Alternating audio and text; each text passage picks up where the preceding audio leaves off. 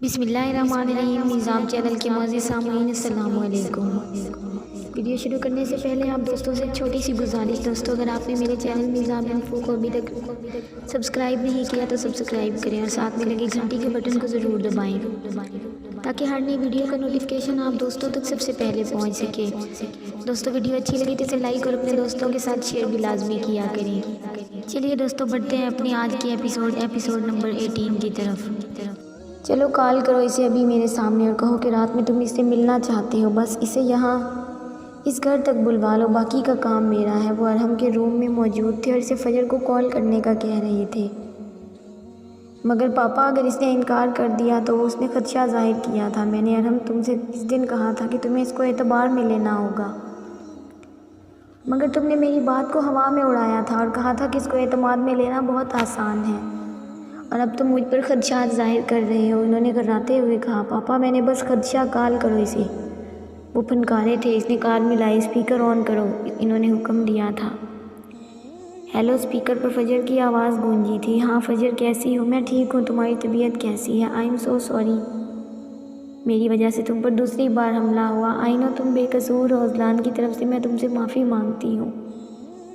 اس نے شرمندہ ہوتے ہوئے کہا تھا، نہیں تم معافی نہ مانگو، تمہارا کوئی قصور نہیں اس سب میں، تم خود کو قصوروار نہ ٹھہراؤ۔ اس نے نرم لہجے میں کہا تھا، اچھا اپنا خیال رکھنا۔ تم خیریت کال کی تھی؟ اس نے پوچھا۔ خیریت نہیں ہے، میں کل جا رہا ہوں لندن اور جانے سے پہلے تم سے ملنا چاہتا ہوں۔ اس نے جھوٹ بولا تھا۔ کیوں جا رہے ہو؟ خیریت؟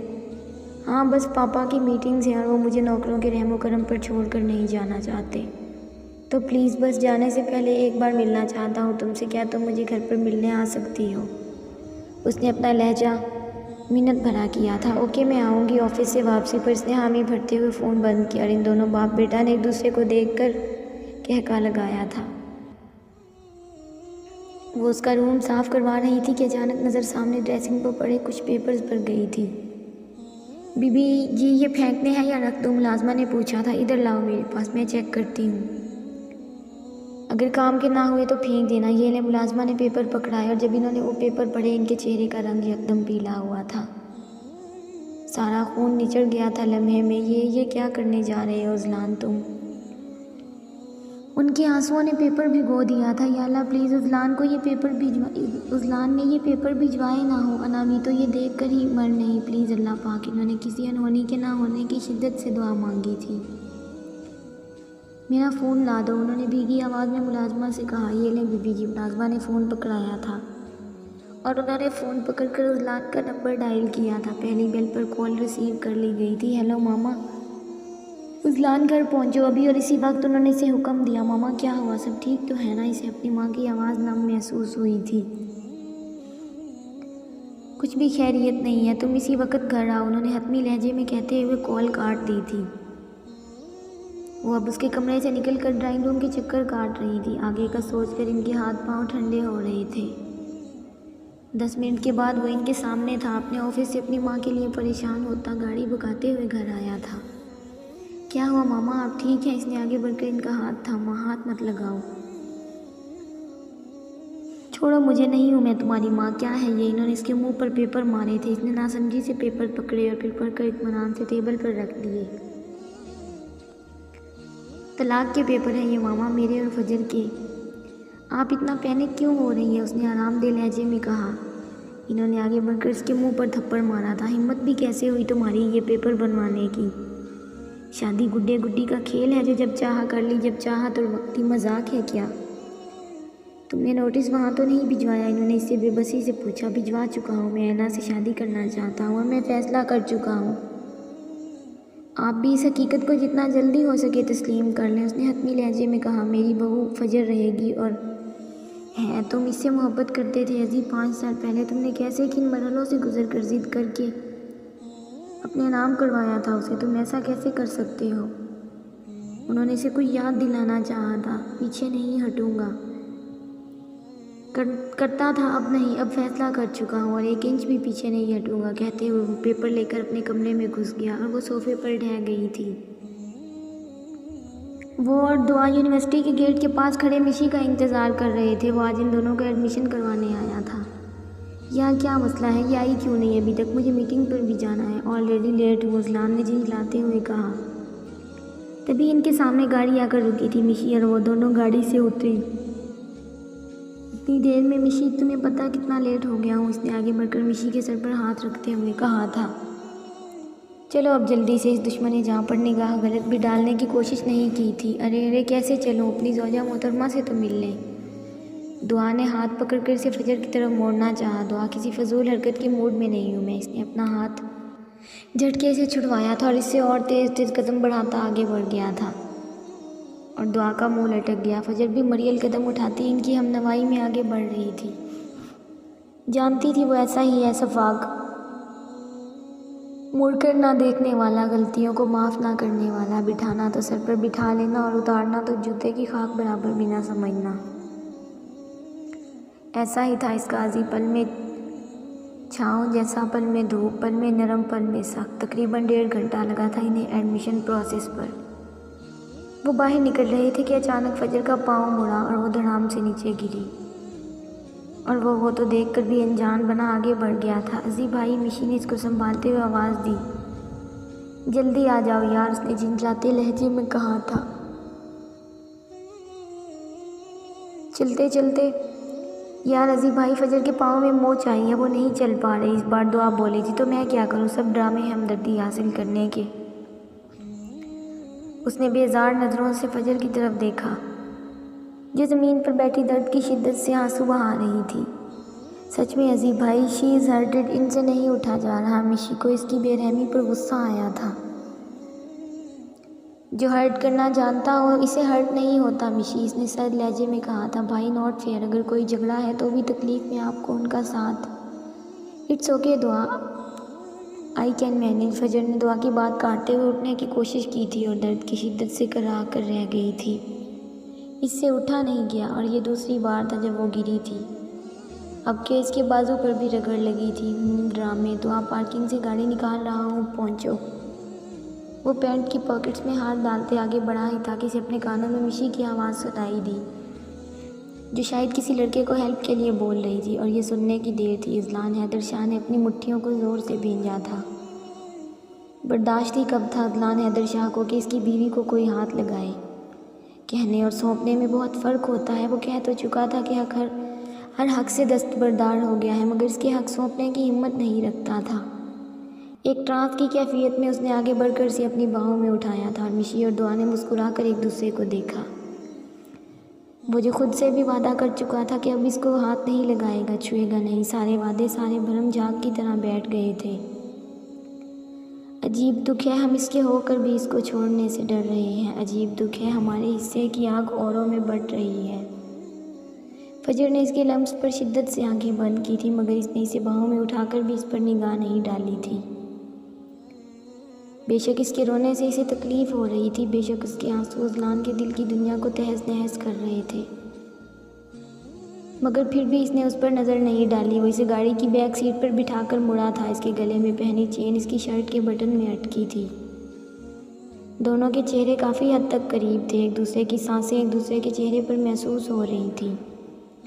اذلان نے ہاتھ بڑھا کر بٹن سے چین نکالی، دونوں کے ناک قریب تھے۔ ایک جھٹکے سے کمر میں ہاتھ ڈالے اس نے اسے اور قریب کیا تھا اور اس کی سانسیں انہیل کی تھی۔ یہی تو اس کا فیوریٹ کام تھا، اس کی سانسوں کی مہک کو اپنے اندر اتارنا۔ نم آنکھوں سے اس نے فجر کو دیکھا اور گاڑی میں سے نکلا تھا، اور وہ تو اس کے لمس سے ہی جی جان سے لرزی تھی۔ دعا، ساتھ چلو۔ وہ جانتا تھا کہ وہ اب اس کے ساتھ نہیں جائے گی، اپنی دوست پلس بھابھی کی فکر میں ہلکان ہو گئی ہے اور اس کے ساتھ ہی جائے گی۔ نہیں بھائی، میں فجر کے ساتھ جاؤں گی، آپ آفس جائیں۔ اوکے، دھیان سے ڈرائیو کرنا۔ وہ ان دونوں کے سروں پر ہاتھ رکھتا اپنی گاڑی کی طرف بڑھا۔ بی کیئرفل، تمہاری لندن کی سڑکیں نہیں ہیں یہ۔ فجر نے دعا کو ڈرائیونگ سیٹ سنبھالتے دیکھا تو کہا تھا، ڈونٹ وری ڈیئر بھابھی، یہ جو آپ کی ہڈی ٹوٹی نہیں ہے کوئی، وہ میں توڑنے کا پورا ارادہ رکھتی ہوں، اس نے چہکتے ہوئے کہا تھا اور گاڑی سٹارٹ کر دی۔ اتنی تیز گاڑی چلا رہی تھی کہ 2-3 بار گاڑی لگتے لگتے بچی تھی۔ اترو نیچے، میں چلاؤں گی، مشی نے اسے کہا تھا۔ یار ڈوئی، ہمیں گھر جانا ہے، ہاسپٹل نہیں، مشی نے پریشان ہوتے ہوئے کہا۔ یار مشی، تم اتنی ڈرپوک ہو، اور یہ لگی گاڑی زور سے کس کی گاڑی میں، اور یہ ٹوٹی ہیڈ لائٹس اس سے پہلے کہ جس کی گاڑی تھی وہ نکلتا باہر 2 منٹ سے پہلے باہر نکلی تھی اور اس پر چڑھ دوڑی تھی۔ مسٹر تمیز نہیں ہے کہ گاڑی کیسے ڈرائیو کرتے ہیں؟ توڑ دی نا گاڑی کی ہیڈ لائٹس، اتنے بڑے بڑے ڈھیلے کیا ڈیکوریشن کے لیے سجائے ہوئے ہیں تھوبڑے پر؟ ایک تو غلطی بھی کی، اوپر سے الٹا مجھ پر بھڑک رہی ہو اپنی غلطی پر پردہ ڈالنے کے لیے، جاہل عورت۔ سامنے والے نے سن گلاسز اتار کر غصے سے گھراتے ہوئے کہا تھا۔ عورت کسے بولا ٹھڑکی؟ بڈھے دعا کو تو عورت کا سن کر ہی تب چڑھ گئی تھی۔ تمہیں میں کہاں سے بڈھا لگ رہا ہوں؟ وہ پھر سے گھرایا۔ چل یار دفعہ کر۔ علی نے گاڑی سے اتر کر ہادی کا غصہ ٹھنڈا کرنا چاہا۔ جہاں سے میں تمہیں عورت لگی ہو، اس نے اپنی چھوٹی سی ناک کو پھلا کر کہا تھا۔ اب کھڑے کھڑے مجھے اپنا بڈھا تھوبڑا دکھانے کی بجائے میرا نقصان بھرو۔ اس نے پھر سے اپنی زبان چلائی۔ تم بھرتا ہو تمہارا نقصان میں۔ ہادی کو تو اس کی گوہر افشانی پر تب چڑھی تھی۔ یار دوئی انف۔ اب اس جنگ کے میدان میں حصہ لینے مشی بھی گاڑی سے نیچے اتری۔ اچھا تو تم اس تیز گام کی پارٹنر ہو، تبھی میں کہوں۔ تمہاری زبان بھی تیز گام ایکسپریس کی طرح پٹری پر دوڑے کیوں جا رہی ہے؟ علی نے مشی کی شکل دیکھ کر دعا کی چلتی زبان پر طنز کا تیر مارا تھا۔ تم جانتے ہو اسے؟ ہادی نے علی کی طرف دیکھتے ہوئے کہا۔ ہاں، یہ فجر کے گھر کوئی نئی سرونٹ ہے۔ علی نے وکھرا شوشہ چھوڑا تھا، جبکہ ہادی تو مشال کاظم کو دیکھ کر پہلی نظر میں ہی پہچان چکا تھا۔ اس کا غصہ منٹوں میں اڑا تھا۔ سرونٹ وہ دل کھول کر ہنسا۔ ہادی بھائی، علی بھائی، دعا اور مشی دونوں کے سائڈ پر ہونے سے جب فجر کو ہادی اور علی کی شکل نظر آئی تو اس نے ان دونوں کو آواز دی تھی۔ تم یہاں کیا کر رہی ہو؟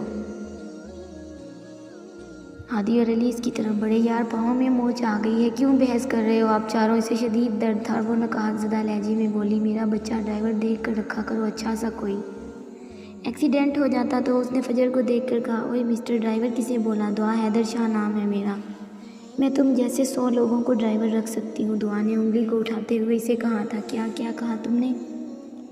ہادی اور علی اس کے پورے نام پر اٹکے تھے۔ جی بھائی، ازی کی بہن ہے یہ دعا، فجر نے مسکراتے ہوئے بتایا۔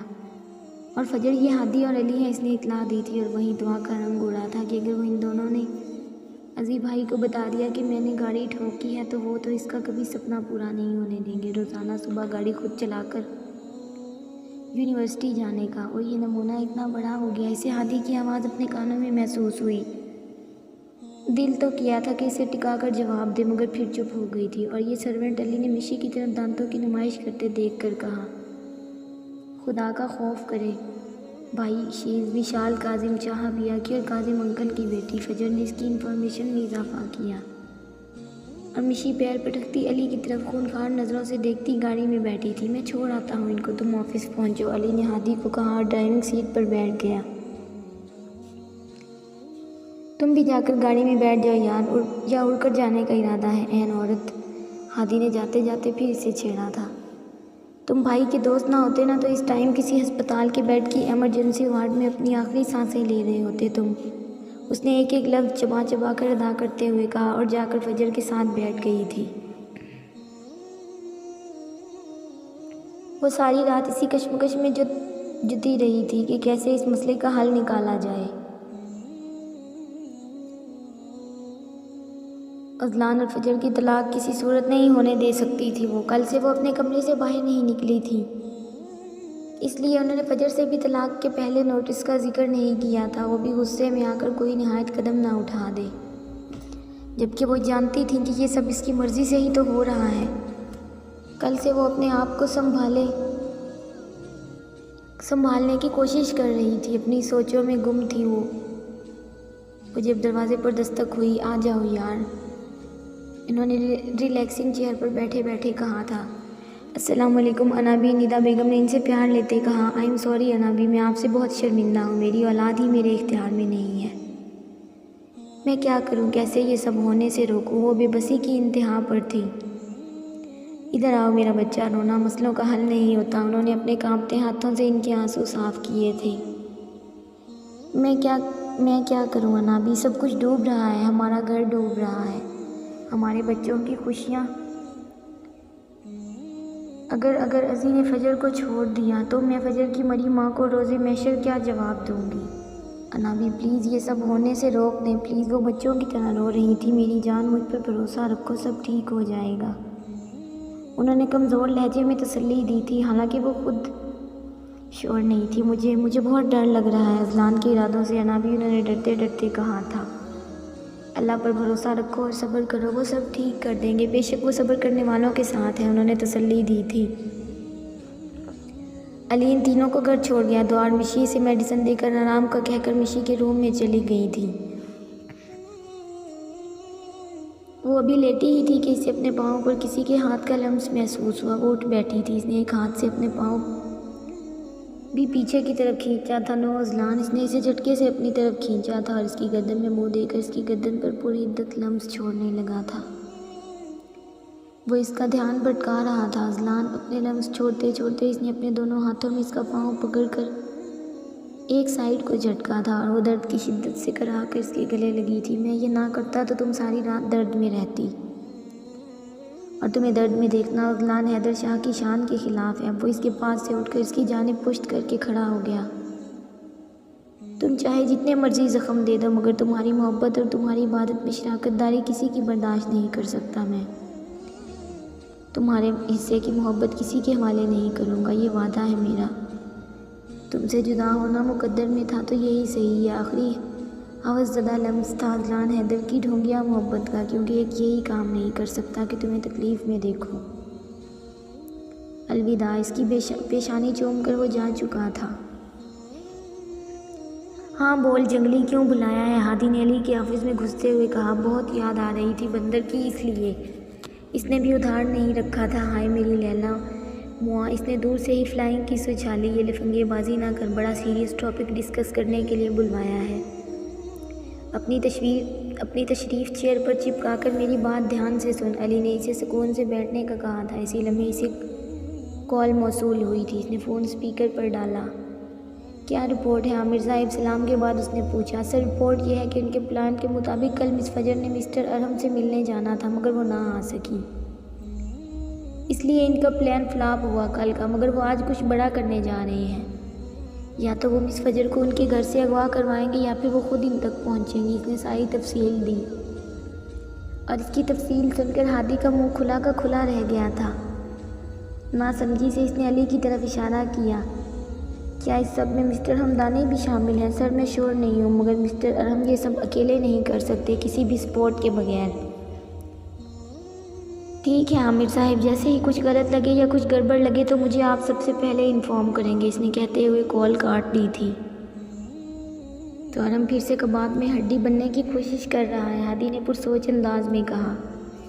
صرف ہڈی نہیں، وہ دونوں کو نقصان پہنچانے کا بھی سوچ رہا ہے، اسپیشلی فجر کو۔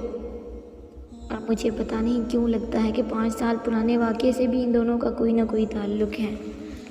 علی نے دیوار پر نظریں مرکوز کرتے ہوئے کہا تھا۔ تو نے عزی کو بتایا یہ سب؟ نہیں، ابھی ہم خود شور ہو جائیں۔ ویسے بھی جیسے وہ چال باز ہیں، ان سے کسی قسم کی کوئی بعید نہیں۔ وہ ہنوز دیوار کو گھور رہا تھا۔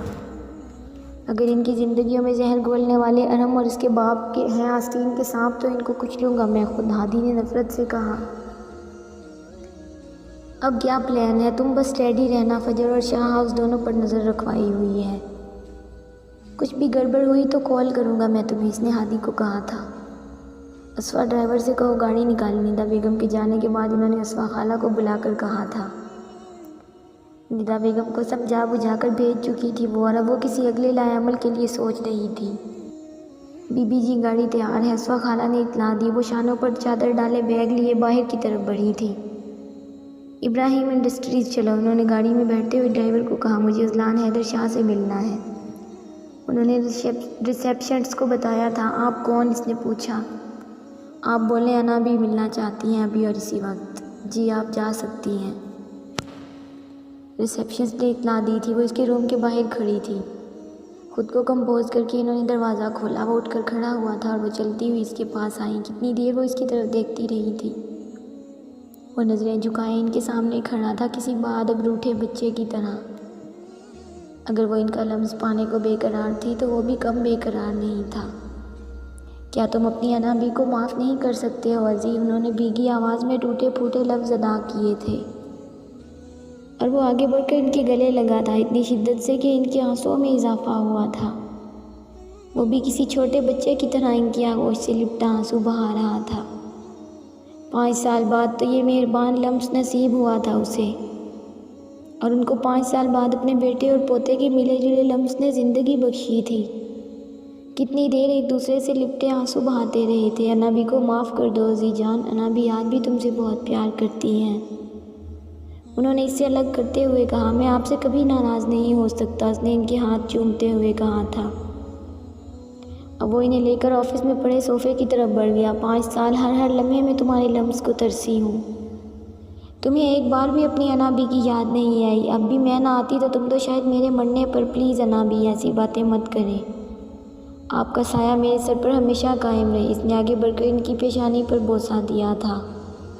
जिनसे मोहब्बत करते हैं इनसे नाराज़ होने का भी हक़ रखते हैं, और मुझे पूरा हक़ है आपसे नाराज़ होने का। उसने उनके आंसू साफ करते हुए कहा। जिनसे प्यार होता है इनसे नाराज़ होने का हक़ रखा जाता है, ताल्लुक़ तोड़ने का नहीं। उन्होंने इसकी आंखों में देखते हुए कहा। मैंने कभी भी आपसे ताल्लुक़ तोड़ना नहीं चाहा था अनाबी, मैं आपसे चाहकर भी ताल्लुक़ नहीं तोड़ सकता। आप मेरे लिए बहुत अहम है। इसने इनके हाथों को अपने हाथों में लेते हुए कहा। फिर फजर से क्यों ताल्लुक़ तोड़ रहे हो? तुम नाराज़ हो सकते हो, हक़ है तुम्हारा, इससे ताल्लुक़ मत तोड़ो प्लीज़ अज़लान, मेरे बाग के फूलों को मत कुचलो। मैंने बहुत मेहनत की है इसको सजाने में, इन्होंने मिन्नत की थी, तो आज भी आप उसकी वकील बनकर आई हैं मेरे पास। आज भी आपको मेरा और उसका ख़त्म होता ताल्लुक़ यहाँ खींच कर लाया है। आप मेरी मोहब्बत में नहीं आई। उसने इनके हाथ छोड़े थे। मैं तुम दोनों के रिश्ते की वकील बनकर आई हूँ। अगर वो मेरा दिल है तो तुम मेरी धड़कन हो। कभी दिल और धड़कन जुदा हो सकते हैं, तुम कैसे छोड़ सकते हो उसे? तुम्हें पता है क्या हालत हुई थी मेरी वो नोट्स पढ़कर? तुमने मुझे मार दिया था अज़लान। मैं जानती हूँ मैं कैसे तुम तक पहुँची। उन्होंने आंसू बहाते हुए कहा। कौन सा रिश्ता अनाबी? वो रिश्ता जिसे उसने कभी कबूल ही नहीं किया, वो रिश्ता जो उसके लिए कुछ भी नहीं है। मेरे बाप के कातिल होने के बावजूद पिछले 5 सालों में इन बाप बेटी को कोई नुकसान नहीं पहुंचा सका। ये मेरी इससे मोहब्बत थी, और वो अपने शोहर के सामने ये कहे कि इसको इसके शोहर का लम्स हवसज़दा लगता है, और मैंने इसे नोचने के लिए निकाह का ढोंग रचाया। उसने चिल्लाते हुए कहा था। मुझसे पूछिए अनाबी, मैं ये सब सुनकर भी अभी तक ज़िंदा कैसे हूँ? मुझसे पूछे, मेरी तकलीफ़ का अंदाज़ा है आपको? मैं पूर जल रहा हूँ। उसके लफ्ज़ बिच्छियों की तरह मुझे काट रहे हैं। जब आपकी अपनी मोहब्बत आपके सामने आपके जज्बों की पामाली करे तो ज़िंदगी का तसव्वुर कैसे मुमकिन हो सकता है? वो नम आँखों से इनकी आंखों में देखिए अपना हर लफ्ज़ अदा कर रहा था। मुझे गवारा नहीं है ये सब अनाबी, मेरा दिल करता है मैं मर जाऊँ। मैं मर जाऊँगा तो आपकी पोती को सुकून आ जाएगा। मैं भटक रहा हूँ दर बदर, मुझे सुकून नहीं आता एक पल एक लम्हे का भी। इसकी तकलीफ़ इसकी आंखों से आया थी, नहीं मेरी जान नहीं। उसकी तकलीफ़ देखकर उनका दिल हौल उठा था। इतना दर्द लिए इनका बच्चा दर बदर फिर रहा था। तुम इसकी बातों को दिल पर क्यों लेते हो? तुम जानते हो जज्बाती है, गुस्से में कुछ भी बोल देती है, इसे नहीं पता चलता। तुम समझदार बन जाओ, उस पर गुस्सा उतारो, पर उसे किसी गैर के लिए मत छोड़ो। उन्होंने उससे गुजारिश की थी। आप अभी भी उसकी साइड ले रही हैं। बच्ची नहीं है वो, जीते जागते इंसान के जिस्म से रूह निकालने का हुनर रखती है वो। बच्ची नहीं हो सकती वो, और मैं फ़ैसला कर चुका हूँ। वो गैरों के साथ खुश है तो खुश रहे। उसने बेबसी की इंतहा पर कहा था। अज़ी मैं तुम्हारे पाँव पर। वो आगे बढ़कर इसके कदमों में बैठने लगी थी कि इसने इन्हें दोनों हाथों से पकड़कर अपने सीने से लगाया था। आपकी जगह यहाँ है अनाबी, मेरे सीने में धड़कते दिल में आप मेरे सर का ताज हैं। अगर आप चाहती हैं कि मैं सारी ज़िंदगी इसी ज़िल्लत में गुजारूँ कि मैं एक हवस परस्त इंसान हूँ, तो मेरी जान भी हाजिर है आपके लिए। उसने उन्हें खुद में भींजते हुए कहा था। मेरी आज रात 1 बजे की फ़्लाइट है। ख्वाहिश थी तुमसे मिलने की, मगर तुम नहीं आई। कोई बात नहीं। उसने अरहम का मैसेज पढ़ा। मैं आधे घंटे तक पहुंच रही हूँ। उसने बैक मैसेज किया था और उठकर 2-3 कदम चल कर देखा। इसका पाँव अब बिल्कुल ठीक था। थैंक यू अज़ीज़ ने दिल ही दिल में इसका शुक्रिया अदा किया। ड्राइवर के साथ वो ठीक आधे घंटे के बाद हमदानी हाउस में थी। ड्राइंग रूम में दाखिल हुई तो अंधेरे ने اس کا استقبال کیا تھا۔ ارم ہمدانی انکل، اس نے سب کو آواز دی تھی۔